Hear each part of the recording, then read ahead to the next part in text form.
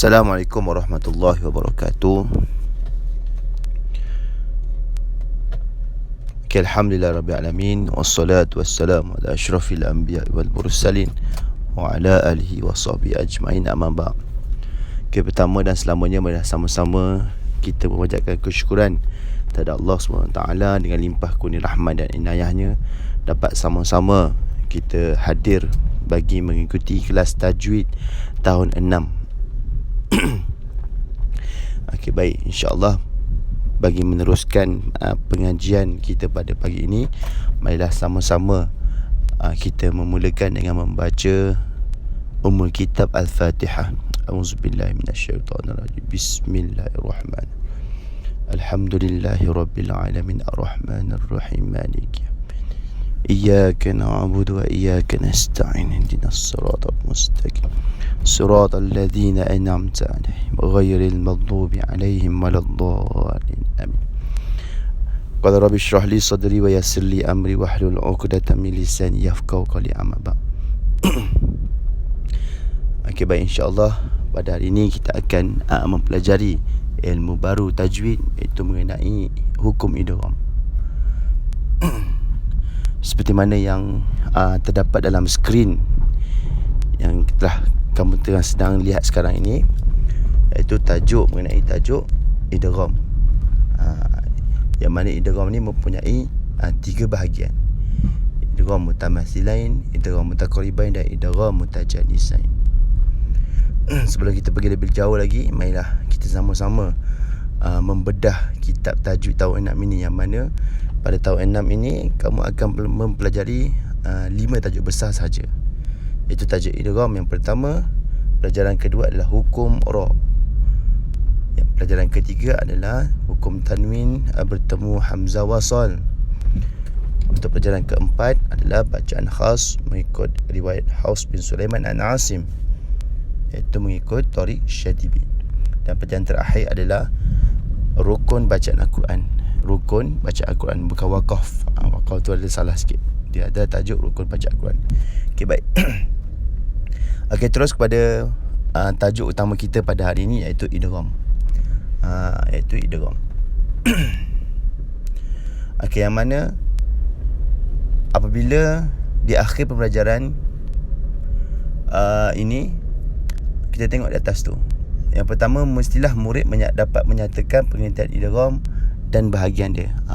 Kamu kena boleh menyatakan pengertian idgham dan bahagiannya. Yang kedua, menerangkan bahagian idgham dan hukum bacaan. Kamu kena tahu, lepas habis belajar ni, kamu kena tahu apakah hukum bacaan idgham, apakah bahagian idgham. Nanti kita akan pergi.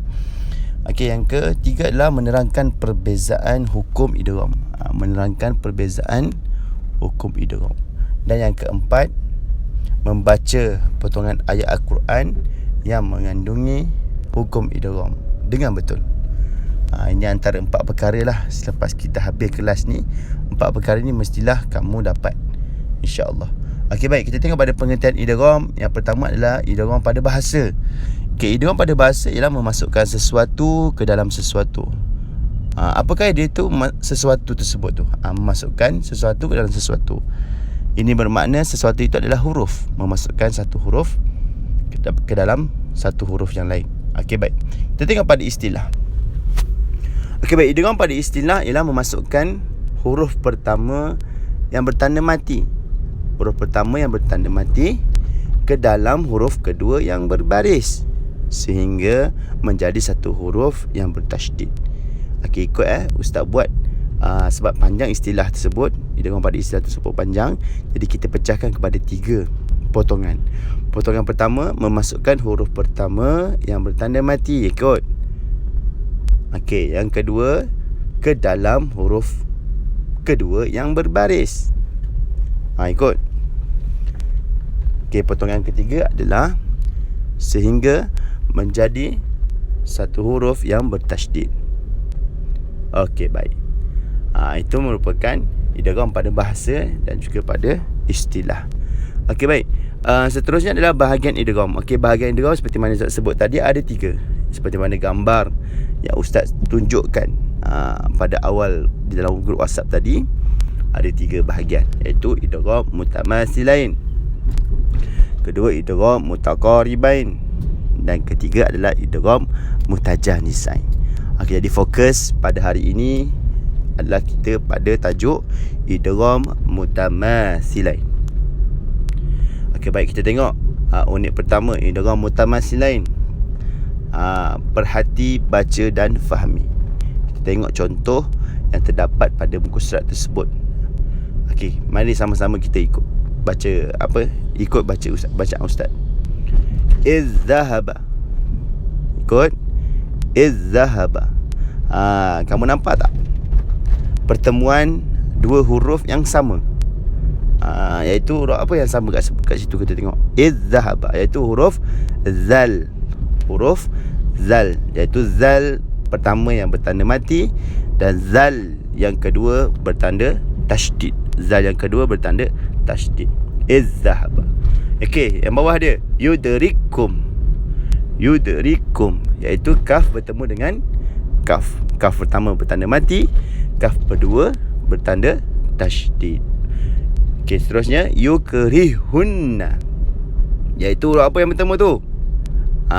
Betul, ha bertemu ha. Ha bertemu ha. Okey, seterusnya wa qad dakhalu. Wa qad dakhalu, iaitu huruf apa tu? Ya, dal bertemu dal. Dan yang atas tu izhab bi kitabi.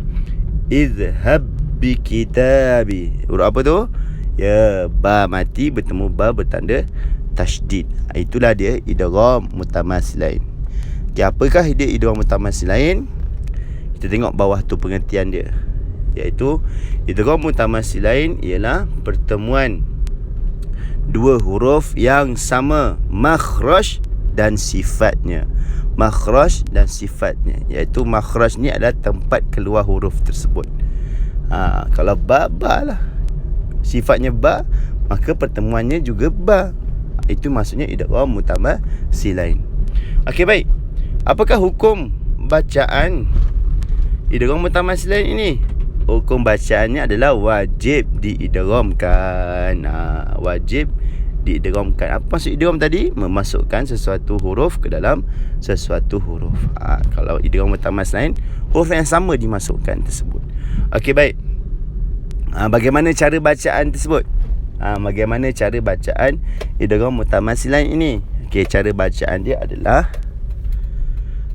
memasukkan huruf pertama yang mati ke dalam huruf kedua yang berbaris sehingga menjadi satu huruf yang bertasydid. Nampak tak? Sama tak dengan idgham pada istilah tadi? Jadi maka kamu hafal potongan 3 yang tadi tu, kamu boleh jawab 2 soalan. Yang pertama, apakah idgham pada istilah? Yang kedua, bagaimanakah cara bacaan idgham mutamathilain? Jawapan yang sama, kena hafal sekali. Tapi potongannya 3. Kita ulang Potongan pertama, memasukkan huruf pertama yang mati ke dalam huruf kedua yang berbaris sehingga menjadi satu huruf yang bertasydid. Okey, baik. Itulah dia idgham mutamathilain. Okey, baik, kita tengok contoh-contoh. Ada banyak sebenarnya dalam Quran idgham mutamathilain. Ini antaranya lah sedikit. Okey, kita tengok yang pertama adalah ba bertemu ba. Ba bertemu dengan ba. Izhab bi kitabi. Izhab bi kitabi, iaitu ba yang bertanda mati bertemu dengan ba yang bertanda tasydid. Okey, ta bertemu ta. Fama rabihat tijaratu. Fama rabihat tijaratuhum, iaitu ta mati bertemu dengan ta bertanda tasydid. Apa itu tasydid? Sabdu. Okey, baik. Dal bertemu dal, tadi kita dah baca wa qad dakhalu. Zal bertemu zal, kita dah baca tadi izzahaba.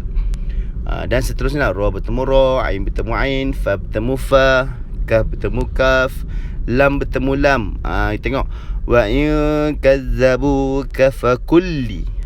Fakulli, itu dia, lam bertemu lam.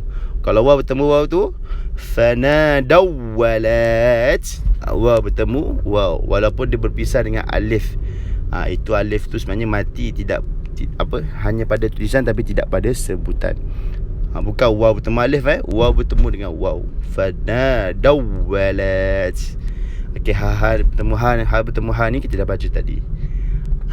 Alhamdulillah. Itulah sedikit sebanyak tajuk mengenai idgham mutamathilain. Idgham mutamathilain. Okey, baik. Jadi alhamdulillah, itulah dia sedikit sebanyak tajuk yang kita pelajari pada hari ini, iaitu idgham mutamathilain. Jadi ustaz nak semua murid untuk membuat soalan tu, jawab semua soalan berikut. Apakah erti idgham mutamathilain? Yang kedua, apakah hukum bacaan idgham mutamathilain? 3, terangkan cara bacaan idgham mutamathilain. Dan yang keempat tu, kenal pasti misal tersebut. Yang mana satu misal idgham mutamathilain? Jika betul tanda right, jika salah tanda pangkah. Contoh, wa ma unzil. Ada tak idgham mutamathilain? Ada tak pertemuan dua huruf yang sama pada makhraj sifat tersebut? Yang mana huruf pertama bertanda mati, huruf kedua bertanda tasydid. Ada tak? Kalau tak ada, tanda pangkah. Kalau ada, tanda right. Jadi Ustaz tengok sini ada 4 idgham mutamathilain dan 2 tu bukan. Jadi buat dalam buku tulis. InsyaAllah nanti Ustaz akan semak. Jadi itu saja untuk hari ini. Ma asabaka min hasanati fa minallah, wa ma asabaka min sayyi fa wa ma asabaka min sayyi fa min nafsi. Apa yang baik itu datang daripada Allah, apa yang lemah dan kurang itu adalah daripada kelemahan diri Ustaz sendiri. Wa aqulu qouli hadza wa astaghfirullah azim li wa lakum. Assalamualaikum warahmatullahi wabarakatuh.